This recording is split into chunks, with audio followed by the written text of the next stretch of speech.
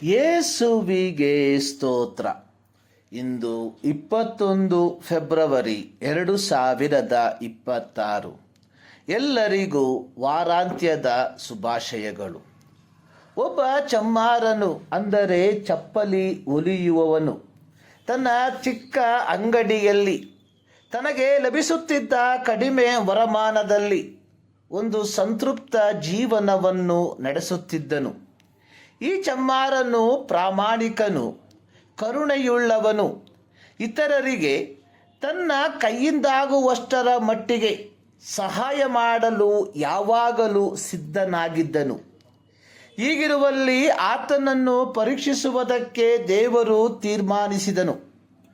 ಒಂದು ದಿನ ರಾತ್ರಿ ಚಮ್ಮಾರನ ಕನಸಿನಲ್ಲಿ ದೇವರು ಹೀಗೆ ಹೇಳಿದನು: ನಾಳೆ ಬೆಳಗ್ಗೆ ನಿನ್ನನ್ನು ಭೇಟಿಯಾಗಲು ನಿನ್ನ ಅಂಗಡಿಗೆ ಬರುತ್ತೇನೆ.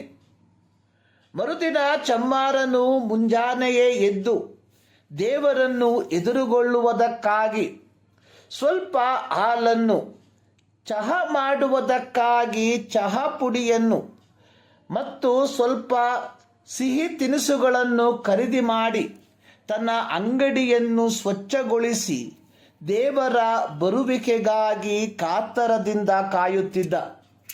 ಅಂದು ಮುಂಜಾನೆಯಿಂದಲೇ ಭಾರೀ ಮಳೆ ಸುರಿಯುತ್ತಿತ್ತು. ಕೆಲವು ಸಮಯಗಳಾದಾಗ ಬೀದಿಯಲ್ಲಿ ಕಸವನ್ನು ಗುಡಿಸುವ ವ್ಯಕ್ತಿ ಮಳೆಯಲ್ಲಿ ತೊಯ್ದು ನಡುಗುತ್ತಾ ಚಮ್ಮಾರನ ಅಂಗಡಿಯ ಬಳಿಗೆ ಬಂದ. ಇದನ್ನು ನೋಡಿದ ಚಮ್ಮಾರ ಆ ವ್ಯಕ್ತಿಯ ಮೇಲೆ ಕನಿಕರಪಟ್ಟು ದೇವರಿಗಾಗಿ ತಂದಿದ್ದ ಹಾಲಲ್ಲಿ ಸ್ವಲ್ಪ ತೆಗೆದು ಅದರಲ್ಲಿ ಚಹಾ ಮಾಡಿ ಅವನಿಗೆ ಕೊಟ್ಟನು.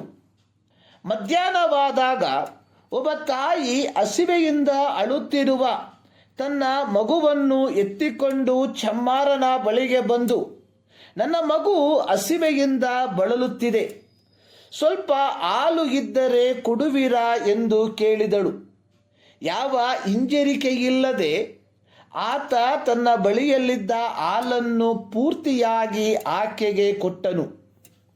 ಸಮಯವು ದಾಟಿ ಹೋಗುತ್ತಿತ್ತು.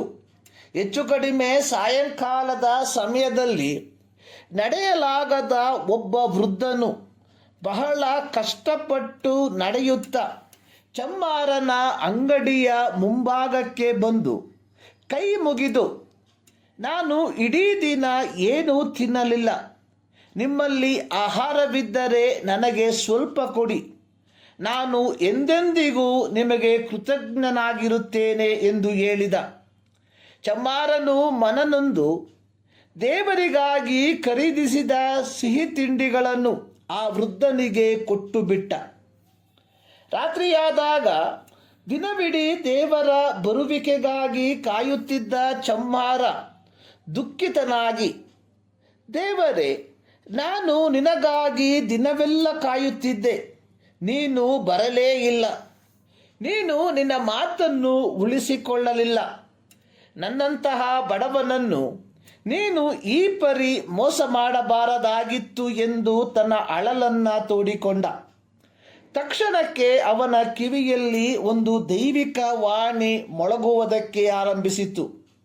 ಪ್ರೀತಿಯ ಮಗನೇ, ನಾನು ಇಂದು 3 ಬಾರಿ ನಿನ್ನನ್ನು ಭೇಟಿ ಮಾಡಲು ಬಂದಿದ್ದೆ.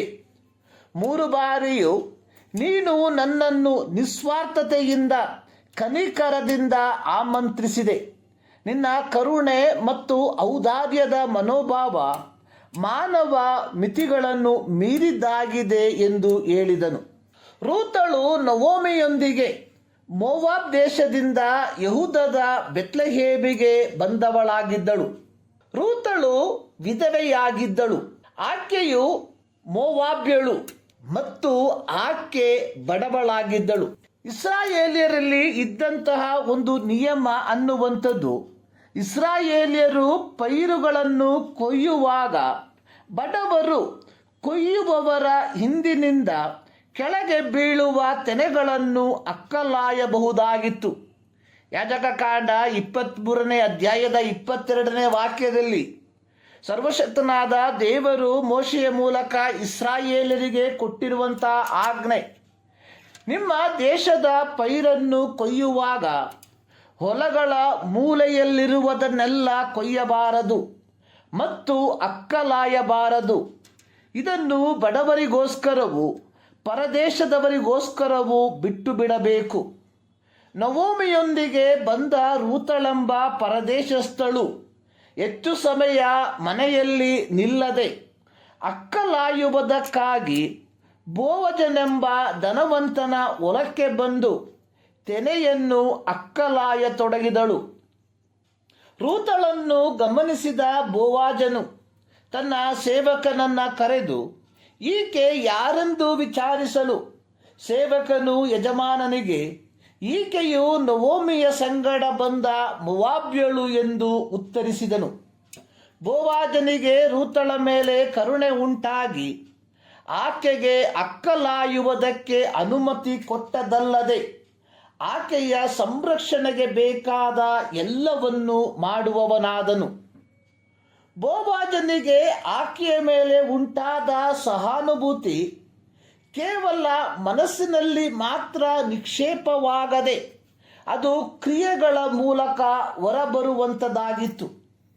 ಬೋವಾಜನು ತೋರಿದ ಈ ಸಹಾನುಭೂತಿ ನಂತರದಲ್ಲಿ ದಾವೀದನ ಮತ್ತು ಯೇಸುವಿನ ವಂಶಾವಳಿಯಲ್ಲಿ ಬೋವಾಜನ ಮತ್ತು ರೂತಳ ಹೆಸರು ಸಹ ಸೇರಿಸಲ್ಪಡುವುದಕ್ಕೆ ಕಾರಣವಾಗಿ ಮಾರ್ಪಟ್ಟಿತು. ಇಂದು ಸಹಾನುಭೂತಿ ಎನ್ನುವಂಥದ್ದು ಕಾಗದದ ಮೇಲೆ, ಭಾಷಣದ ಮೇಲೆ, ಕ್ರೈಸ್ತರಾದ ನಮ್ಮ ಪ್ರಸಂಗಗಳ ಮೇಲೆ ಮಾತ್ರ ಸೀಮಿತವಾಗಿರುವುದನ್ನು ಕಾಣುತ್ತೇವೆ. ಅಪೊಸ್ತಲನಾದ ಪೌಲನು ಎಫೆಸ ಸಭೆಯ ವಿಶ್ವಾಸಿಗಳಿಗೆ ಪತ್ರಿಕೆಯ ಮೂಲಕ ಪ್ರಬೋಧಿಸಿರುವಂಥದ್ದು ಒಬ್ಬರಿಗೊಬ್ಬರು ಉಪಕಾರಿಗಳಾಗಿಯೂ ಕರುಣೆಯುಳ್ಳವರಾಗಿಯೂ ಕ್ಷಮಿಸುವವರಾಗಿಯೂ ಇರ್ರಿ.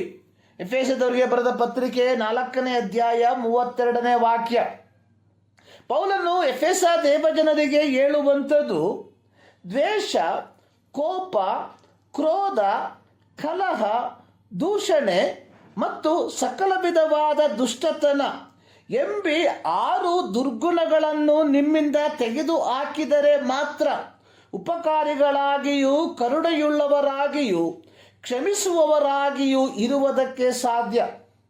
ಪ್ರಿಯರೇ, ದೇವರು ನಮ್ಮನ್ನು ದಯೆ ತೋರಲು ಕರೆ ಮಾಡಿರಲಾಗಿ ನಾವು ನಮ್ಮ ದೈನಂದಿನ ಜೀವಿತದಲ್ಲಿ ನಮ್ಮ ಕುಟುಂಬ ವರ್ಗದವರಿಗೆ, ನಮ್ಮ ಸಭೆಯವರಿಗೆ, ನಮ್ಮ ಸಮಾಜಕ್ಕೆ ದಯೆ ತೋರುವಂಥವರಾಗಿ ಮಾರ್ಪಡಬೇಕಾದರೆ ನಮ್ಮಲ್ಲಿ ದ್ವೇಷ, ಕೋಪ, ಕ್ರೋಧ, ಕಲಹ, ದೂಷಣೆ ಮತ್ತು ಸಕಲವಾದ ದುಷ್ಟತನ ಎಂಬ 6 ದುರ್ಗುಣಗಳನ್ನು ತೆಗೆದು ಹಾಕುವಂಥವರಾಗಿರಬೇಕು.